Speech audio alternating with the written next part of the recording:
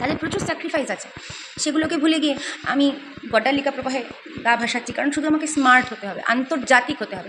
ভারতবর্ষ আজকে যেভাবে আন্তর্জাতিক, এবং আজকের ভারতবর্ষ 2.0 তার যোগ শিক্ষা নিয়ে, তার পূর্ব দেশের জীবন চর্চা এবং চর্চা নিয়ে সারা পৃথিবীতে যেভাবে বিখ্যাত, আজকে এই কথাটা ভারতবর্ষ থেকে গর্বের সঙ্গে আমরা বলতে পারি, অ্যানশিয়েন্ট ইজ দ্য নিউ কী বলবো, মডার্ন। যে যত অ্যানশিয়েন্ট সে তত মডার্ন, কারণ আমাদের দেশের যে সভ্যতা, আমাদের যে সিভিলাইজেশন ছাড়া পৃথিবীকে যা দিয়েছে, আসুন না আমরা সবাই মিলে সেটার প্রচার হতে পারে। আসলে কি বলুন তো, এরা তো একটা ফিয়ার পলিটিক্সে 15 বছর ধরে আমাদেরকে মানে অন্ধকারের মধ্যে রেখে দিয়েছিল এবং বারবার আমাদেরকে ভয় পাইয়েছে, এবং আমরা বারবার বলেছি যে আমরা ভয় পাবো না। এবং 2021-এও তারা যে ধরনের হিংসা ভারতীয় জনতা পার্টির প্রত্যেকটি সাধারণ কর্মীর সঙ্গে করেছেন, এবং তার পরবর্তীকালেও কুৎসা কাটানোর চেষ্টা আজও করে যাচ্ছেন, তারা ভুলে যাচ্ছেন আসলে সংশোধনটা করতে হবে তাদের অন্দরে এবং অন্তরে। সেই অন্তরে শুদ্ধিকরণটা করুন, সময় আছে। আসলে আমি দেখুন, ঘটনাচক্রে আইনের ছাত্রী এবং আইনজীবীও ছিলাম, এখনও লিগাল কনসালটেন্সি করি। তা আইনের ভাষায় এদেরকে হ্যাবিচুয়াল অফেন্ডার বলে। আমি হয়তো অনেক শক্ত টার্মিনোলজি ব্যবহার করলাম, কিন্তু বারবার যারা একই অন্যায় করেন তখন এটা একটা প্যাটার্ন হয়ে যায়, এবং এদেরকে হ্যাবিচুয়াল অফেন্ডার বলে। এদের ক্ষেত্রে না কখনোই শাস্তি মুকুব হয় না, এদের শাস্তি পেতেই হবে। মানুষ একবার শাস্তি দিয়েছেন, আরও একবার এরা শাস্তি পেয়ে যাবেন। নিউজ 16 ভারত, রাজনীতির অন্তরালে সত্যের সন্ধানে। যাদবপুরের দেওয়ালে সোমনাথপুরে লেখা একটি ইউনিভার্সিটি, তার দেওয়ালে লেখা, এনারা যদি ভুলে যান নিজের ইতিহাস, যাদবপুর ইউনিভার্সিটির ইতিহাস একটি দেশীয় ইউনিভার্সিটি। যাদবপুর ইউনিভার্সিটিতে যখন যে রোবটা পড়ে ওনারা আর কি ওই কনভোকেশন যেটা আর কি গ্রহণ করেন ওনারা, মানে সমস্ত পরীক্ষার শেষে, সেই রোবটার রং কি? আমাদের দেশীয় রং, হলদে গেরুয়া। ব্রিটিশের মতো কালো রঙের কোনো জব্বা পরে তারা কিন্তু সেটা গ্রহণ করেন না। তারা নিজেদের রুটকে অস্বীকার করবেন, শিকড়কে অস্বীকার করবেন, শুধুমাত্র বিরোধিতা করতে হবে বলে বিরোধিতা করবেন। এই যে কিছু এক্সট্রোভার্ট বাচ্চা, তারা বারবার আলো পেয়ে যায়, প্রচারের আলো পেয়ে যায়, কিন্তু ভারতীয় জনতা পার্টি কেন?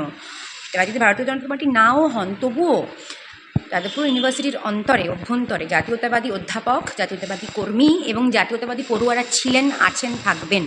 তারা ভারতের বিরুদ্ধে কখনোই যাবেন না, এবং এই যে যাবেন না বা ভারতের সঙ্গেই থাকতে হবে, এই বাদকে আমাদেরকে জয়ী করতে হবে। এবং এনারা যতই চেঁচামেচি করুন না কেন, বাহিরের পরিবর্তন যখন ঘটেছে অন্তরেও পরিবর্তন হবে। তাই ওনাদের বড্ড বেশি মরিয়া ভাব আমরা এখন দেখতে পাচ্ছি, কিন্তু আমরা এও দেখতে পাবো, আমার মনে হয় যে খুব শীঘ্রই যে ভিতরেও পরিবর্তন হবে, ভিতরেও দেশের জয় জয়কার, দেশের পতাকা সগর্বে।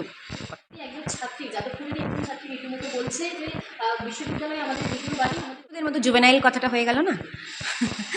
তা না, এটা হয় না বাবা, এটা বুঝতে হবে। মদ্যপানের অধিকার যেখানে মদ্যপান করা যায় সেখানে, এবং সেখানেও একটা বিশেষ বয়স থাকে, একটা লাইসেন্স থাকে, সেটাও প্রশাসনের কাছ থেকে, পুলিশের কাছ থেকে নিতে হয়। আর উচ্ছৃঙ্খলতা করার অধিকার স্বাধীন ভারতবর্ষে কারোর নেই, বিদ্যাস্থানে আরও বেশি করে নেই। নিজের ঘরের মধ্যে তো বাবা মার কাছ থেকে পারমিশন নিয়ে আমাদের অনেক কিছু করতে হয়, পাড়ার মধ্যেও করতে হলে যারা বয়োজ্যেষ্ঠ আছেন, অভিজ্ঞ ব্যক্তি আছেন, তাদের কাছ থেকে পারমিশন নিয়ে করতে হয়, অথবা তাদের যাতে চোখে না লাগে, খারাপ না লাগে, এমন বিনম্রতার সঙ্গেই অনেক কিছু করতে হয়। এই স্বাভাবিক বিনম্রতার বাইরে গিয়ে ওনারা স্বেচ্ছাচারিতা করবেন আর বলবেন সেটার নাম স্বাধীনতা, তাহলে বোধহয় রিডিফাইন করতে হবে আমাদেরকে। যাদবপুর ইউনিভার্সিটির মতো কৃতি একটা জায়গায়, যেখানে এত বেশি বেশি নম্বর পেয়ে যারা যে ছাত্রছাত্রীরা পড়েন, তাদেরকে গিয়ে বলে দিতে হবে কি আমাদেরকে, যে স্বাভাবিক বিনম্রতা কোনটা, আর স্বাধীনতা মানে আসলে অনেক বেশি রেসপন্সিবিলিটি, স্বেচ্ছাচারিতা নয়। পড়ুয়ারা নিশ্চয়ই যাদবপুরেও আছেন, এবং আমাদের শিক্ষিত যাদবপুরে ছড়িয়ে ছিটিয়ে আছেন, যারা কিন্তু বিনম্রতার মানে জানেন, সত্যিকারের শিক্ষিত, এবং সেই শিক্ষার জন্য কোনো ডিগ্রি লাগে না।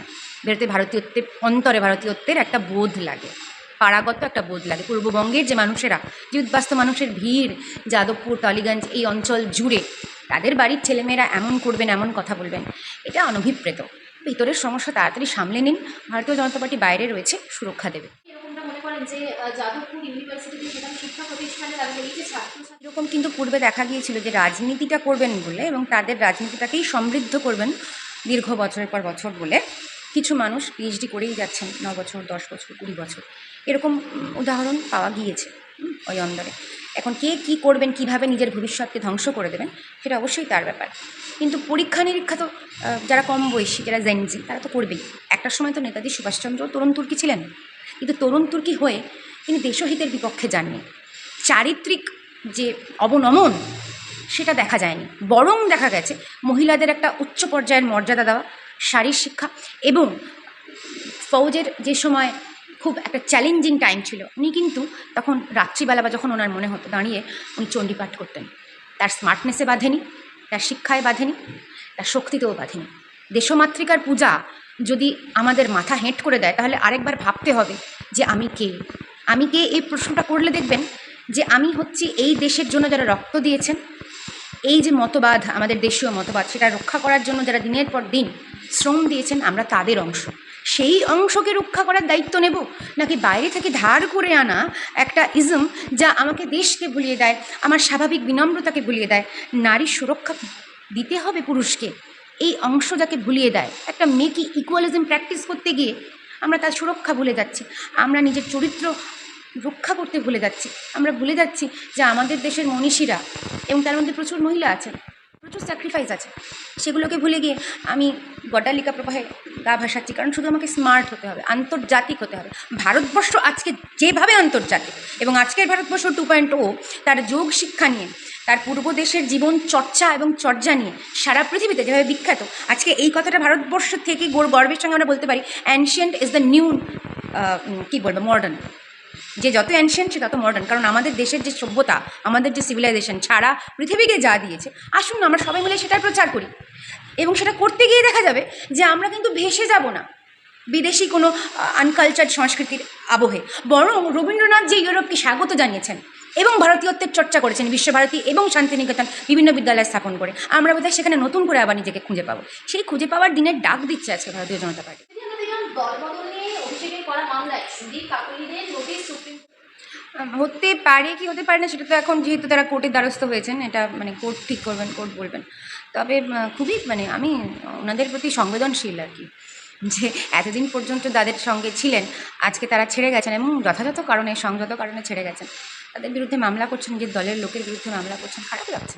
শোভন চক্রবর্তীর বিরুদ্ধে বকেয়া পাওনার টাকা চাওয়ায় এক কারমিস্ত্রি বলবো দুর্ভাগ্যজনক, অত্যন্ত দুর্ভাগ্যজনক। যারা জনপ্রতিনিধিত্ব করেছেন বা জনপ্রতিনিধি হওয়ার লড়াইতে আছেন, তারা সবার আগে সাধারণ মানুষের সঙ্গে থাকবেন। তারা সবার আগে যে মানুষটা সব থেকে পিছিয়ে পড়েছে তার হাতটা শক্ত করবেন এবং কখনোই তাকে অর্থনৈতিকভাবে শোষণ করবেন না। এ তো প্রাথমিক শিক্ষা। এই শিক্ষাতেও আমাদের মতো নব্য ভারতীয় জনতা পার্টিতে আসা সদস্যদেরকে শিক্ষিত করে দিতে হবে তাদেরকে। দুর্ভাগ্য, পশ্চিমবঙ্গের মানুষের দুর্ভাগ্য। ক্ষমতাচ্যুত হয়েছে, কিন্তু সেই ক্ষমতার লোকানো জানি বেশিরভাগ হতে পারে। আসলে কি বলুন তো, এরা তো একটা ফিয়ার পলিটিক্সে 15 বছর ধরে আমাদেরকে মানে অন্ধকারের মধ্যে রেখে দিয়েছিল এবং বারবার আমাদেরকে ভয় পাইয়েছে, এবং আমরা বারবার বলেছি যে আমরা ভয় পাবো না। এবং 2021-এও তারা যে ধরনের হিংসা ভারতীয় জনতা পার্টির প্রত্যেকটি সাধারণ কর্মীর সঙ্গে করেছেন এবং তার পরবর্তীকালেও কুৎসা কাটানোর চেষ্টা আজও করে যাচ্ছেন, তারা ভুলে যাচ্ছেন আসলে সংশোধনটা করতে হবে তাদের অন্দরে এবং অন্তরে। সেই অন্তরের শুদ্ধিকরণটা করুন, সময় আছে। এমনকি দিদি এর আগেও শোভন চক্রবর্তীর বিরুদ্ধে নিউ টাউনে এক রেস্তোরাঁর মালিককে আসলে আমি দেখুন ঘটনাচক্রে আইনের ছাত্রী এবং আইনজীবীও ছিলাম, এখনও লিগাল কনসালটেন্সি করি। তা আইনের ভাষায় এদেরকে হ্যাবিচুয়াল অফেন্ডার বলে। আমি হয়তো অনেক শক্ত টার্মিনোলজি ব্যবহার করলাম, কিন্তু বারবার যারা একই অন্যায় করেন তখন এটা একটা প্যাটার্ন হয়ে যায় এবং এদেরকে হ্যাবিচুয়াল অফেন্ডার বলে। এদের ক্ষেত্রে না কখনোই শাস্তি মুকুব হয় না, এদের শাস্তি পেতেই হবে। মানুষ একবার শাস্তি দিচ্ছেন, আরও একবার এরা শাস্তি পেয়ে যাবেন। দিদি আরেকটা বিষয় হিসেবে আমরা দেখলাম পার্ক স্ট্রিটের ফুটপাতে শিশুর জন্য ওই মহিলাকে স্রোত চালিয়ে দুর্ঘটনা। অভিশাপের প্রশ্নই ওঠে না।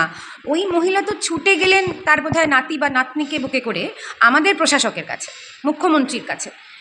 তিনি তো সঙ্গে সঙ্গে মানে অত্যন্ত সংবেদনশীলভাবে রেসপন্স করেছেন যে উনি দায়িত্ব নেবেন, এবং ওই মহিলা পরিষ্কার জানিয়েছেন যে উনি কার উপরে আস্থা রাখছেন। ভারতীয় জনতা পার্টির নবনির্বাচিত মুখ্যমন্ত্রীর ওপর ভরসা রাখছেন এবং মুখ্যমন্ত্রী ভরসা যখন দিয়েছেন আমরা ওনার সঙ্গে থাকবো। নিউজ 16 ভারত, রাজনীতির অন্তরালে সত্যের সন্ধানে।